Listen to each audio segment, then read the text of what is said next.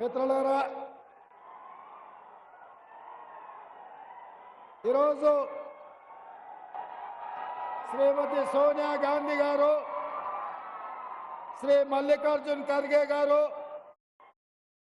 శ్రీ రాహుల్ గాంధీ గారు ఆదిలాబాద్ పార్లమెంటు నియోజకవర్గానికి కాంగ్రెస్ పార్టీ అభ్యర్థిగా అత్రం సుగుణను ఈ ఎన్నికల బరిలో దించితే అత్రం సుగుణను గెలిపించడానికి కశ్మీర్ నుంచి కన్యాకుమారి వరకు 150 రోజులు 4000 కిలోమీటర్లు మండు టెండల్లో మంచు కొండల్లో నడిచి ఈ దేశంలో ఉండే దళితులు, గిరిజనులు, ఆదివాసీలు, బలహీన వర్గాల గుండె చప్పుడు విని ఈ దేశ ప్రజలకు న్యాయం చెయ్యడానికి కంకణబద్ధుడైన మన అభిమాన నాయకుడు శ్రీ రాహుల్ గాంధీ గారు ఈరోజు నిర్మల్ నియోజకవర్గానికి ఆదిలాబాద్ పార్లమెంటు నియోజకవర్గంలో వారు వచ్చిండ్రు.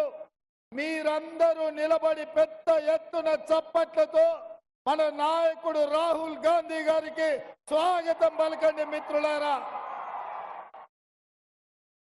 మిత్రులారా, నేను ఎక్కువ విషయాలు మాట్లాడాను. రెండు విషయాలు మాట్లాడి 17 సార్లు ఇప్పటి వరకు పార్లమెంటు ఎన్నికలు జరిగితే 70 సంవత్సరాలు ఈ ఆదిలాబాద్ పార్లమెంటు నియోజకవర్గం నుంచి ఏ ఒక్క మహిళకు అవకాశం రాలే.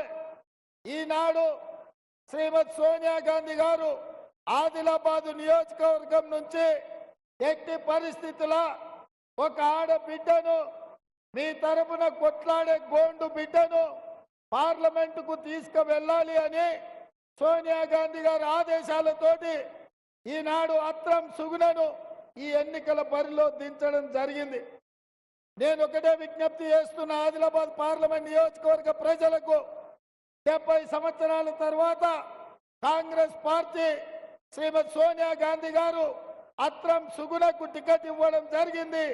మీ తరపున తండాలలో, గూడాలలో, మారుమూల పల్లెల్లో ప్రజా సమస్యలు తెలిసి టీచర్ ఉద్యోగం చేస్తూ తాతలో తండ్రులో రాజకీయ వారసత్వం లేదు, కేవలం పేదోళ్ళ సమస్యల మీద అవగాహన ఉండి పేదల తరపున కొట్లాడుతుందనే నమ్మకం, విశ్వాసంతో కాంగ్రెస్ పార్టీ ఈరోజు అత్రం సుగుణకు టికెట్ ఇచ్చింది.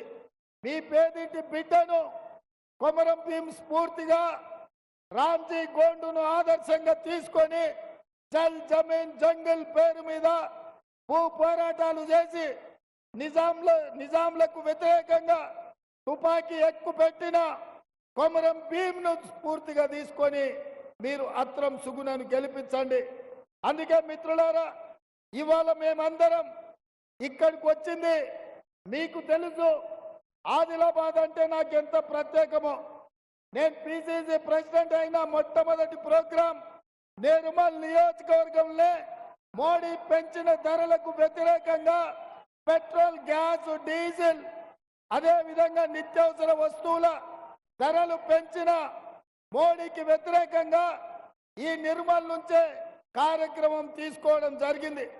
ఇదే కాదు, ఆనాడు ఇంద్రవెల్లిలో ఈ కేసీఆర్ ప్రభుత్వానికి వ్యతిరేకంగా దళిత గిరిజన దండోర కార్యక్రమాన్ని తీసుకొని కేసీఆర్ ను గద్దె మీద నుంచి దించడానికి ఈ ఆదిలాబాదుని అడ్డాగా చేసుకొని ఈ ఆదిలాబాద్ ఇంద్రవెల్లి నుంచే కేసీఆర్ పై సమర శంఖం ఊదినం. అదే విధంగా నేను పిసిసి అధ్యక్షుడిగా చెప్పిన, ఈనాడు ముఖ్యమంత్రిగా చెప్తున్నా, ఈ ఆదిలాబాద్ జిల్లాను దత్తత తీసుకొని మీ ప్రాంతాన్ని అభివృద్ధి చేసే బాధ్యత మాది, కాంగ్రెస్ పార్టీది. తుమ్మిడిఎట్టి దగ్గర ప్రాణహిత చేవెళ్ల ప్రాజెక్టును కట్టి 1,50,000 ఎకరాలకు మీకు నీళ్లు ఇచ్చే బాధ్యత కాంగ్రెస్ ప్రభుత్వంది, ఇందిరమ్మ రాజ్యంది. ఇదే కాదు, మీ ప్రాంతంలో ఉన్న సిమెంట్ కంపెనీ సిసిఐ మూతపడ్డది, సిసిఐను తెరిపించే బాధ్యత కాంగ్రెస్ పార్టీ తీసుకుంటుందని నేను ఈ సందర్భంగా తెలియజేస్తున్నా.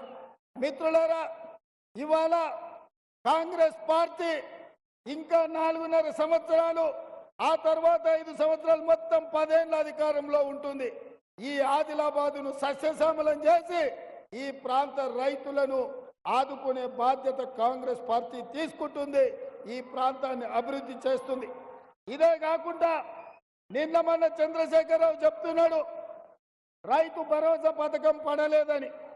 మరి చంద్రశేఖరరావు వేసినప్పుడు చెప్పిండో దిగినప్పుడు మాట్లాడుతుండో నాకైతే తెలియదు. కానీ ఈ నెల 9 తారీఖు లోపల ఈ రాష్ట్రంలో ఉన్న రైతాంగం మొత్తానికి రైతు భరోసా నిధులు మీ ఖాతాలో వేసే బాధ్యత మాది, ఇందిరమ్మ ప్రభుత్వాన్ని.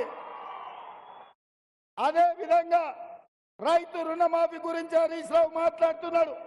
అందుకే ఇంద్రవెల్లి అమరవీరుల స్తూపం సాక్షిగా 15 ఆగస్టు లోపల ఈ రాష్ట్రంలో ఉన్న రైతాంగానికి మొత్తానికి 2 లక్షల రూపాయల రైతు రుణమాఫీ చేసి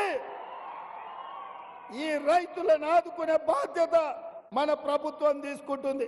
అదే విధంగా ఎన్నికల్లో ఇచ్చిన 6 గ్యారంటీలలో 5 గ్యారంటీలను అమలు చేసినాం.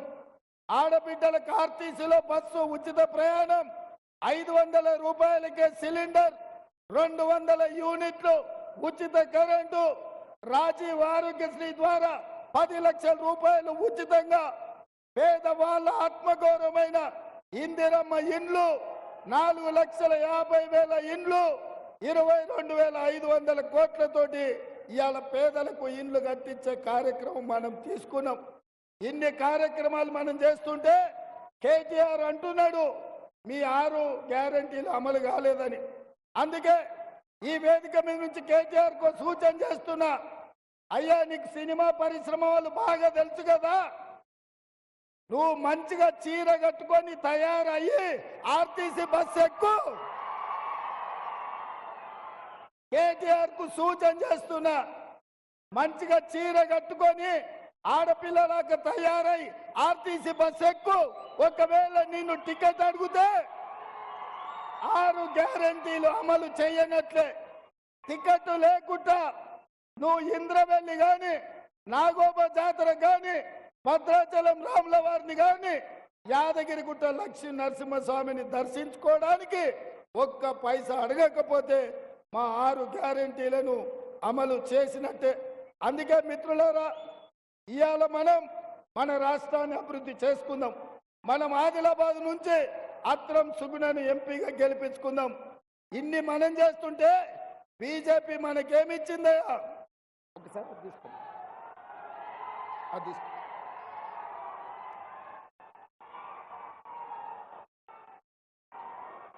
బీజేపీ తెలంగాణకి ఏమిచ్చింది?